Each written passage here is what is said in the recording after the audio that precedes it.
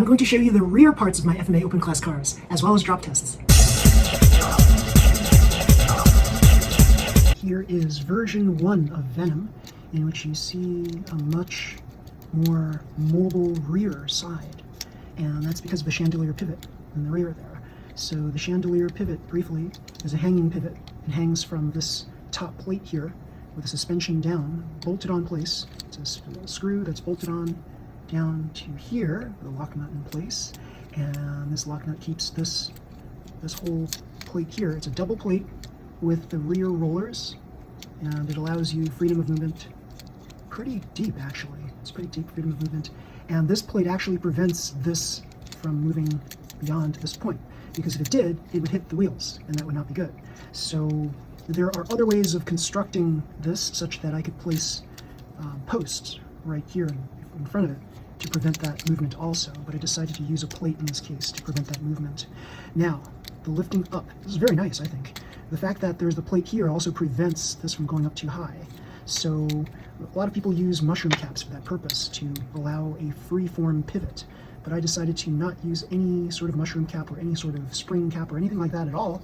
And this gives me a great amount of movement here. And everything just snaps back using gravity onto the surface here. And it helps that there are these weights here for that purpose, to keep it basically flat here. You see this is flat right here, just like that. Pretty cool. So there are weights here, used for mini dampening right here. There's also a weight right here, a mass damper weight in the rear, a tail damper. Pretty cool. So all of this keeps the rear down as possible.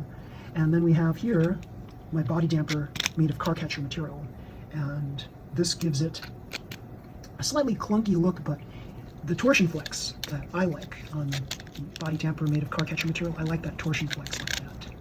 So some people may not like that very much. The front is the standard DXN style AT front bumper, and I've imitated that in version 2 of this car.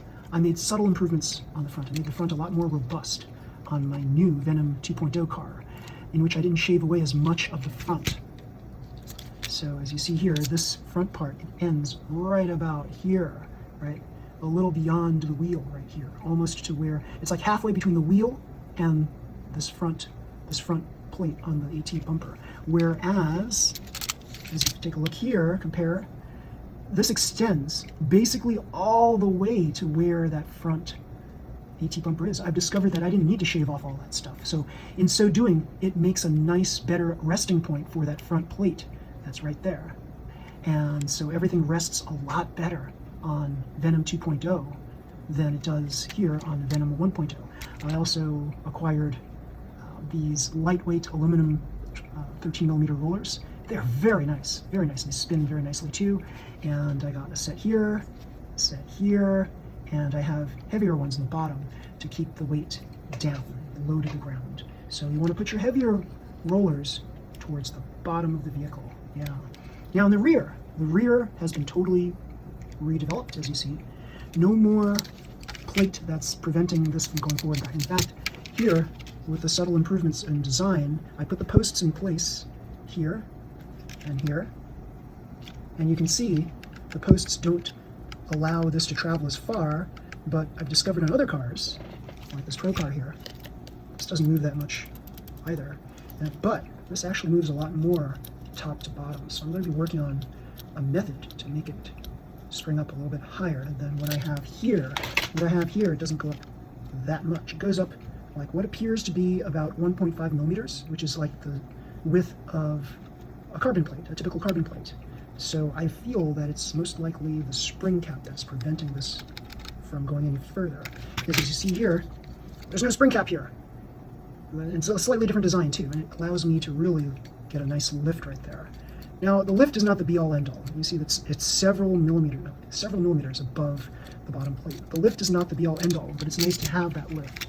Certainly nicer to have a lift here than to just have 1.5 millimeters. I mean, it's a subtle movement, and truth be told, you probably likely will not need much more than that, but it's nice to have it if you have that ability. And so we also have here something that I imitated off of the Pro car.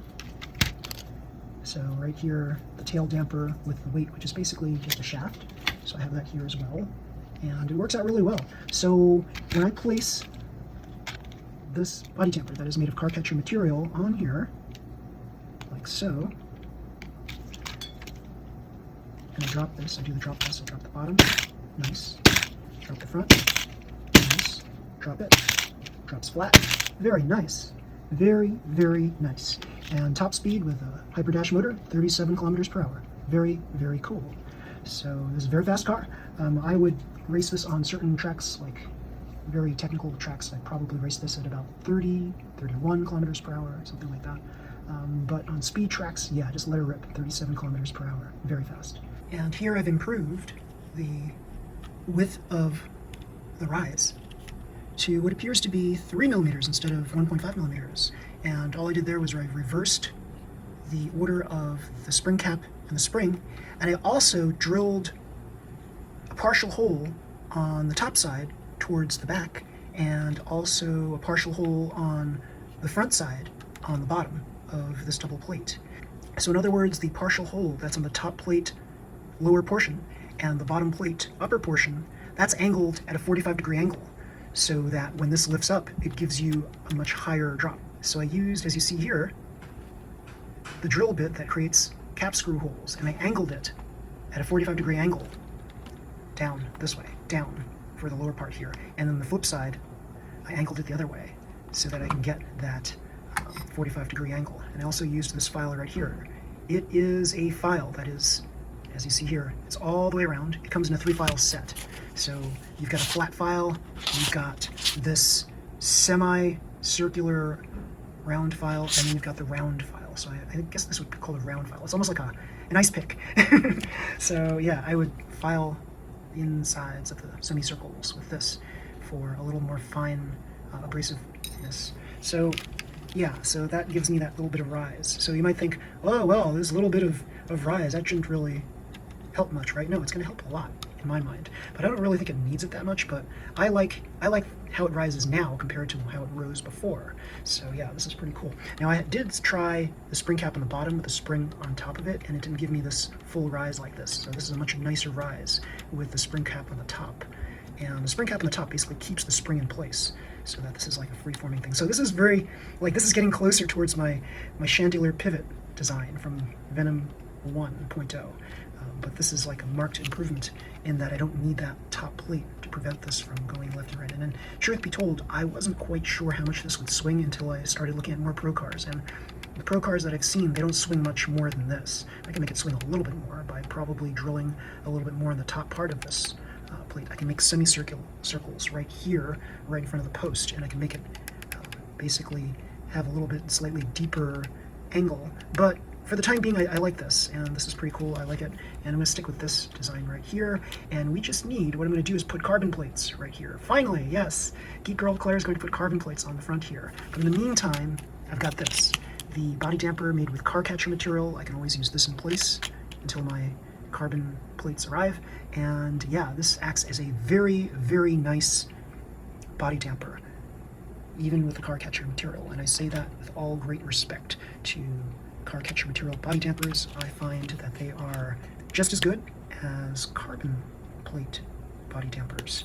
But again, your mileage may vary depending on what your skills are like. So here we do the drop test, and it lands flat. It's pretty cool. Yeah. Back drop, nice. Front drop, nice. So cool. Nice. So yeah, and as you see here, nice mobile movement here. Very, very cool. And I've got here the addition of my tail damper, which adds additional weight to the rear for that rear dampening action. So pretty cool. So here we're using this shaft as a tail dampening system. This shaft is the weight, and it's very lightweight, but it's all that you need for this particular design. So this car theoretically can be lighter than this car because of the fact that there's no weights that are holding this in place like so. So this is a little bit less weight. It's 118 grams versus 124 grams for this one. So moving right along to the front, we have here the body damper made of car catcher material, which flexes a lot further up than does the carbon plate damper. The carbon plate goes up about here, whereas this body damper made of car catcher material can really flex high. So as you see here, it flexes a lot higher up. This is more like, what, well, not even 45-degree angle. This one's more like a 60-degree angle. So yeah, it's a lot stronger dampening effect with the car catcher material. Now, some people may say, oh, I don't want it to go that far up because this could potentially flip over. It can't, because it's basically secure right here. This flexible material can only go so far. It's not going to flip vertically, it's not going to flip over, it's staying right there, and then it'll just go back down. And as you see there, it goes bump, bump, bump, bump, bump, bump. So the first bump up is high, second bump up a little lower, then a little lower, finally it rests. So you can see, it's like a do-do-do-do. Whereas this, it just clicks back.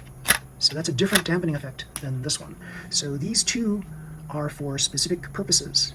So if you've got a lot of jumps, a lot of multiple jumps, I kind of feel that this one could fare better with this car catcher material body damper. Whereas this one can traverse single jumps, single humps very, very well, because it's got this stiff kind of way. And if you want a predictable movement, then of course use carbon plates, right? So now I have seen FMA open class body dampers made of carbons that look like this. I have one right here, see? And this is one that I sent away for just as an example to see how close I can get to an actual carbon plate body damper. And if you take a look at what's going on here at this CNC cut, Proxon cut body damper made of carbons, well, this is very thin right here. And it looks very fragile too. So you have to question how strong this actually is. Now, a lot of people have great faith in carbons. I don't, because I've seen them snap. It's not that hard to snap a very thin carbon like this. So it's very delicate, this thing. So this is very fragile, and if I were to replace my body damper with this body damper, as you see here, the screws, the screws in the spring right here, they would interfere with the front bar. So there's no way that I can actually use this pre-made FMA body damper on this particular car unless I made some adjustments to the way my AT front bumper worked. So yeah, this is basically useless to me unless, of course, I think about a method of maybe replacing this front part with something that's more akin to what I have here. And what I have here is based on best practices for what I've seen and some of the things that I know about engineering. Now, if you know anything at all about engineering, you know that the thicker something is, the stronger it is. So you want to make sure that you don't have thin little sticks like this. You also don't want to make sure you also want to make sure that you don't have any sharp edges on the sides, or even these little minor bevels like this. They are not as strong as a bigger bevel. So by a bevel, I mean like that curve that you see there. The curve that starts off from the bottom to where the curve ends. So you see here, I've got a very, not a sharp curve, but a kind of a sloping curve. And that makes this structure a lot stronger than anything like this. This is flimsy compared to what I have here. And you want to shave off just enough so that it clears the wheel, so there's no possible chance that this carbon plate will hit the wheel. So previously I had a design, and you'll see the picture right here, where the plates actually slid in between the wheels and the chassis. And I had glued the whole structure together and everything fit exactly right, and there was no possibility in a general situation that the carbons would hit the wheel. However, I feel that over time, that might change. Things might loosen up and the carbons might hit the wheel. So that's why I decided, hey, let's just shave off some of this carbon material so that we can clear the wheel, just in case, so that we minimize the chance of the carbons ever hitting the wheel. So, is there any possibility at all that the carbons will hit the wheel? Of course there's a possibility. There's always a possibility. If I angle it a certain way, maybe, but I don't think so. This is pretty clear. And if I wanted to make this a smidge more thinner, I can, but I think this is pretty good as it is. And yeah, what I have here is something that doesn't just hit the plastic that's on the top of the chassis right there, right above the gear, that gear cover right there. It doesn't just hit that. There's a little sponge right there, so it cushions the blow of my carbon plate hitting the plastic chassis. So right there.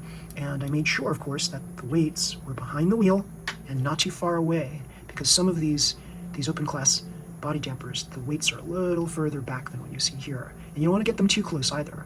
Now, one of the things that I like about my old design is the fact that the weights actually rest in a perpendicular position. So the shaft is perpendicular to the ground. Here, they're not exactly perpendicular, but they're very close, and I'm okay with it. I could use an angled carbon piece and make them more perpendicular, but I think this is good as it is.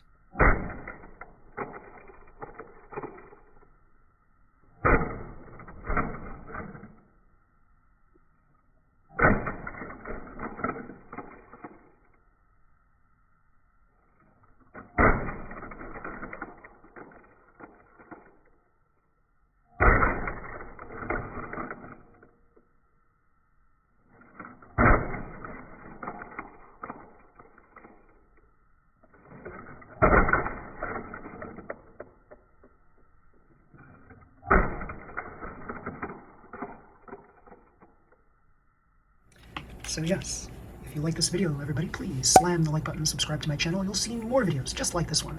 Until next time, everybody, see you. Bye.